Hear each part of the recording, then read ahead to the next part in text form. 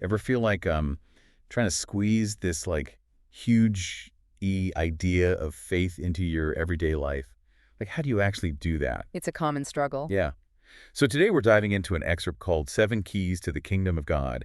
And it really resonated with me because it's not about waiting for some, you know, far off reward. It's about finding a different way to live, like Yeah. right now in the present. Absolutely. I think what makes this piece so unique is that it frames the kingdom of God as this like internal state of being.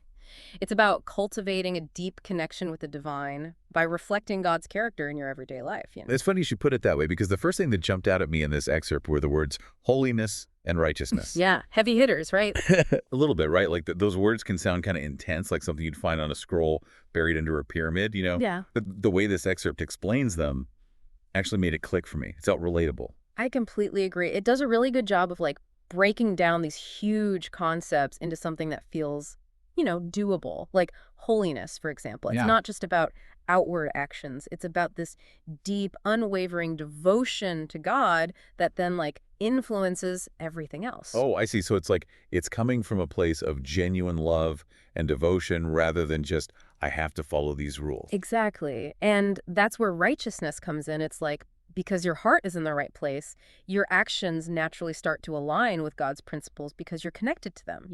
So it's not just about checking things off a list. It's about letting that interconnection drive your choices naturally. Yeah. Exactly. And it's about striving to embody God's character in everything you do. And there's actually a line in this excerpt that I absolutely love, acting as living testaments to his character. It's like not just believing, but living it out. Okay, that's powerful. But how do we practically live that way? That feels like, whoa, a really tall order. Well, that's where the concept of childlike faith comes into play. Okay, now hold on a minute. Before you go throwing a tantrum in the grocery store, because you can't have the sugary syrup. Yeah, no, not like that. Think about it this way. When you were a child, you trusted your parents completely, right? Your trust was pure and unquestioning. It's about approaching our faith with that same humility and dependence on God's guidance. So it's less about trying to figure everything out on our own and more about trusting in something, or rather someone, bigger than ourselves.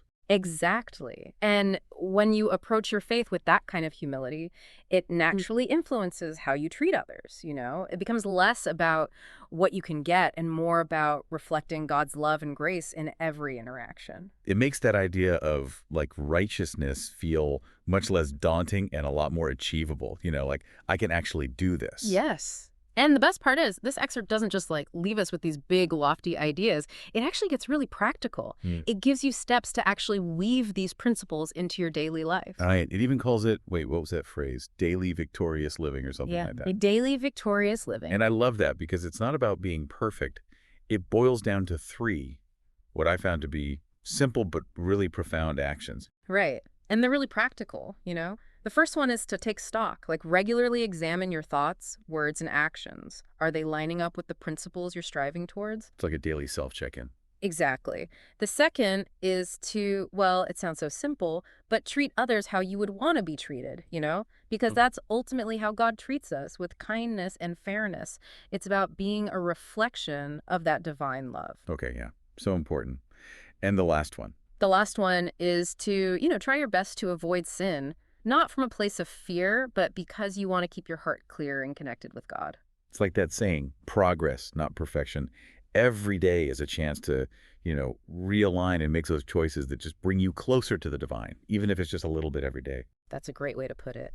And it brings us back to that core idea that the kingdom of God isn't some far-off destination. It's something we actively cultivate within ourselves right here and now. And we do that through our actions, our choices, and our commitment to reflecting God's love in everything we do. So if that connection, that kingdom is truly within us already, what can we do starting today to really bring it to life? What would your next step be?